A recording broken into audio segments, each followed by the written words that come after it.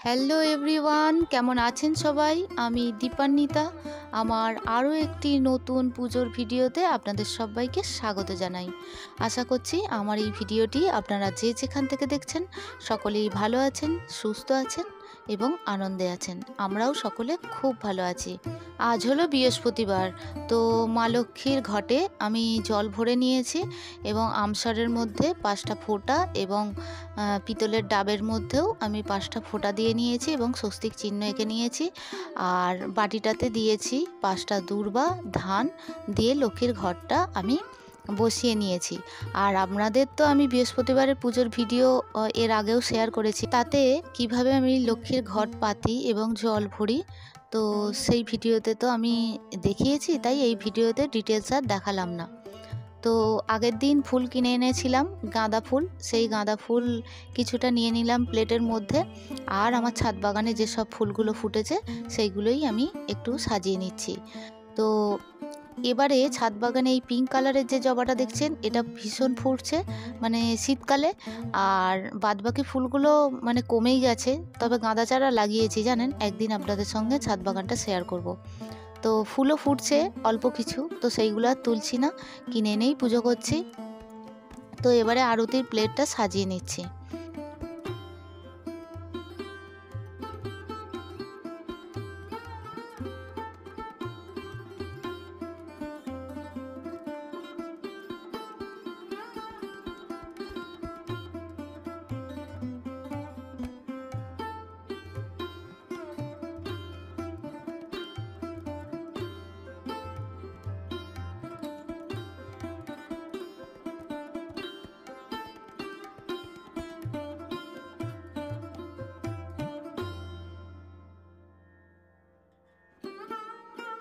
তো আমার আরতির প্লেটটা সাজানো হয়ে গেল।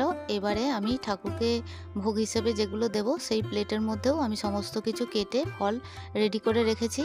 তবে জানেন, হনুমানজির আশীর্বাদে মোটামুটি প্রতিদিনই আমার বাড়িতে কাঁঠালি কলা আমার হাজব্যান্ড নিয়ে আসে, বা আমিও কখনো বাজারে বেরোলে নিয়ে আসি। তো এটা আমার মনে হয় হনুমানজির ইচ্ছাতেই হয়। এবং আমি এর আগেও পুজোয় বসতাম, আপেল, লেবু, শসা, কিছু না কিছু ফল আমি আনতাম, কিন্তু এবারে কাঁঠালি কলা কিন্তু আমার ঘরে মানে কম থাকে না, মোটামুটি প্রতিদিনই একরকম আনা হয় এবং আমার ঈশ্বর হনুমানজিকে দেওয়া হয়। তো আমি এটা মনে করি যে এটা আমার হনুমানজি আমাকে দিয়ে করিয়ে নেন। তো এবারে লক্ষ্মীর ঘরটা আমি তুলে দিলাম। এরপর আমি সমস্ত কিছু সাজিয়ে নিচ্ছি এবং লক্ষ্মী দেবীর ঘটে একটু জল দিয়ে দিলাম। তবে জানেন, গণপতি বাপ্পা যেহেতু আমাদের প্রথম পূজ্য দেবতা, তবে বৃহস্পতিবারের দিন কিন্তু আমি মা লক্ষ্মীর ঘটেই প্রথম আমি ফুল দিই। তারপরে আমি সিদ্ধিদাতা গণেশকে ফুল দিই, ওম গাং গণেশায় নমঃ বলে ফুল দিয়ে দিই।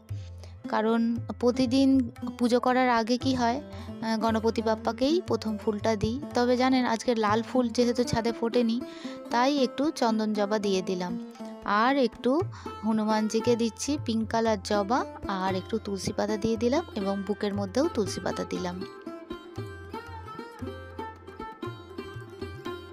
আর একটু চন্দনের তিলক পরিয়ে দিলাম। তার সাথে সাথে আমার কৃষ্ণ সোনাকেও আমি একটু চন্দনের তিলক পরিয়ে দিলাম এবং পায়ে দিচ্ছি তুলসী পাতা দিয়ে। আমি এইভাবেই সাজাতে থাকি, আর আপনারাও ভিডিওটা দেখতে থাকুন।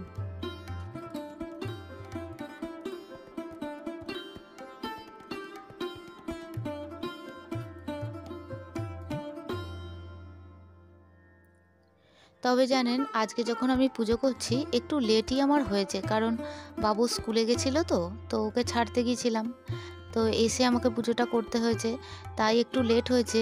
আর আমার জানালা থেকে এত সুন্দর, এটা শীতেরই বলা চলে, হালকা ঠান্ডা ঠান্ডা ওয়েদারটা।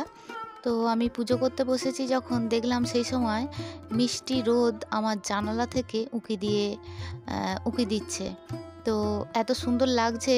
তো রোদের যে আলোটা সেটা আমার ঠাকুরের বেদিতে পড়েছে এবং এমন রিফ্লেক্ট হয়েছে, একটু অন্ধকার মতো লাগছে আমার ক্যামেরায়, কারণ যেহেতু রোদের আলোটা পড়েছে, তো তাই বেশ ভালোও লাগছে জানেন। পুজো করেছি, সকাল সকাল পুজো করি তো একটু বেলা হয়েছে, আর এই রোদটা না শীতকালেই বেশ ভালো আসে। মানে আমার বেদিতে এসে পুরো রোদটা পড়ে আমার জানালা থেকে, এটা ঠাকুর ঘরেরই জানালা। তো বেশ ভালো লাগছে জানেন। হালকা হালকা এবারে ঠান্ডা পড়ছে, এরপরে আরও তো ঠান্ডা পড়বে।